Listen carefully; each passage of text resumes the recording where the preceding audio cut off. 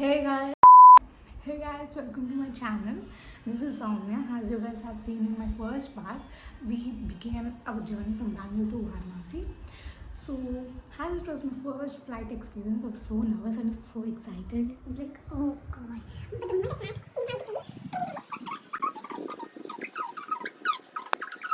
Thousand years later. so we started off going to our hotel, Shanti Guest House, which is near Manikarnika Ghat. So I'll show you some glimpse of that. Yeah. So as we started off from airport, we are going towards our guest house, but the car is not allowed to go inside due to some reasons. I don't know why, but yeah, it will leave you near Girija. The moment they left us near the Girija church, we were so hungry as our flight was at 6:30 a.m. and we had to leave to the airport at 3 a.m. in the morning. So we didn't had anything. So the moment we got down at Girija church, we saw kachori sabji, which is this, which was so yummy. You can't believe it. It was so yummy. So then after eating, we started walking towards our guest house, and I'll show you some glimpse of that.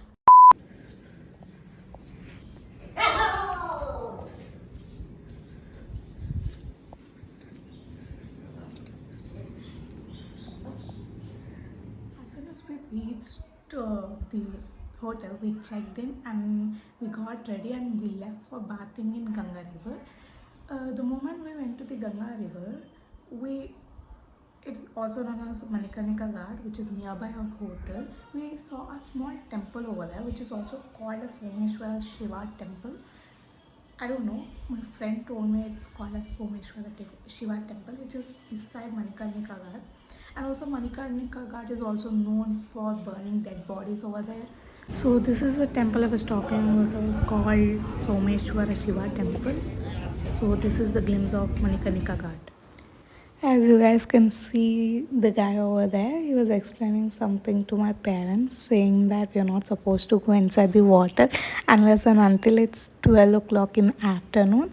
And he made my parents and me sit inside the water sharp at 11:30, and he was chanting some mantras, and he made us go inside the water at 12. जय गंगे महादेवी काशीवासा निवासनी सर्व दुख. So after bathing in the river of Ganga, we started walking to see all the ghats. We saw a koneru and we took a bath in it, and in a bit I'll show you guys the glimpse of that too. And later after taking bath in Koneru, we went again to another temple which was slightly like bent. The temple was not like this, it was like this. It was like this, and people were climbing that. The water level was very low the time we went there, but when the water level is high, the temple which I was talking about will actually sink in water. That means the temple will actually stay inside the water. Yeah, I'll show you the glimpse of that here. So this is the Koneru I was talking about, which is also kind of nearby to Manikarnika Ghat. Yeah, and also be aware of the depth of the water because it is very deep inside. So better be behind the rope where they have tied. And also, I love being inside the water. I'm so excited, and I guess so do my dad is excited. He's saying hi. And yeah, this is the temple I was talking about, which is slightly slant in shape. Yeah, but maybe I'll show you in my next video. So this is how the temple was like. It was so good. So we just thought of going inside, and then we are going inside, and the temple. I mean, inside the Shivlingas were very good. Yeah, this is the god Shiva, and I don't know the name of the god, but yeah.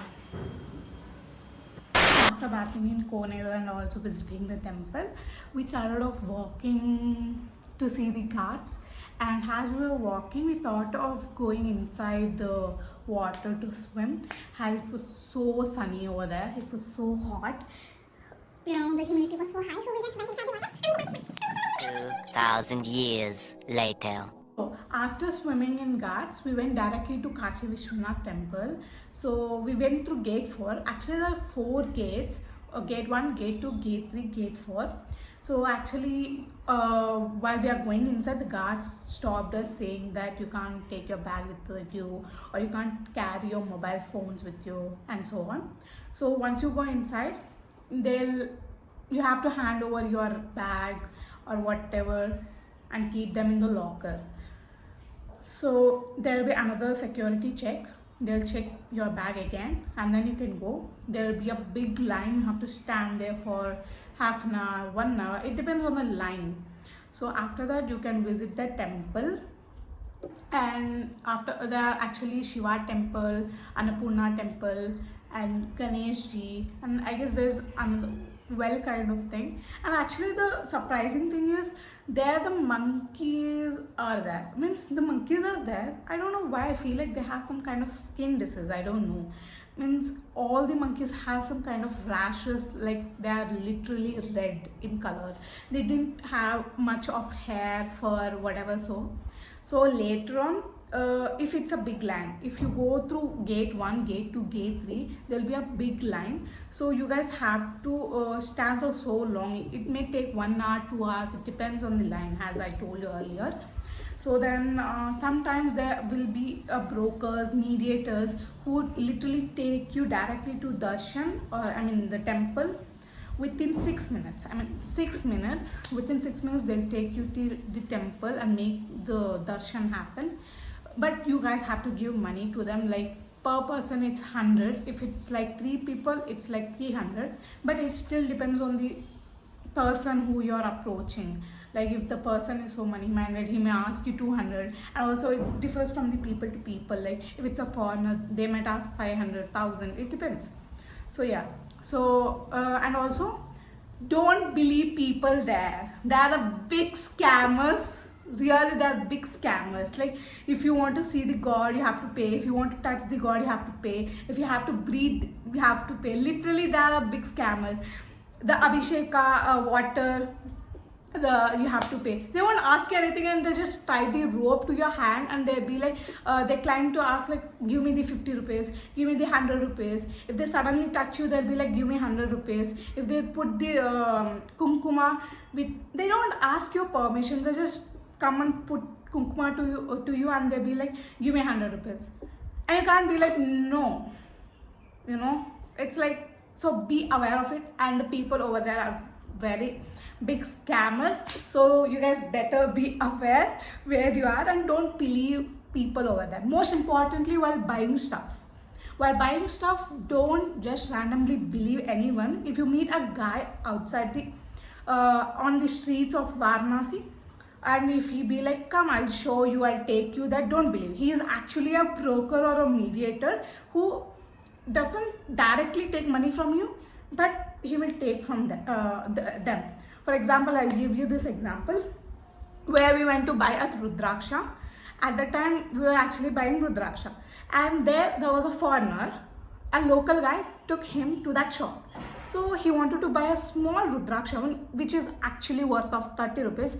I myself asked the price of it. He was like 30 rupees. You know the price that he paid for the shop? He paid 500 rupees. Literally 500 rupees for the worth Rudraksha, which is worth 30 rupees. Like, I was like, oh god damn. I thought out of saying it, and even now feeling guilty about that. But fine, never mind. But still, be aware of it. Don't believe people over there. My strong suggestion. Yeah.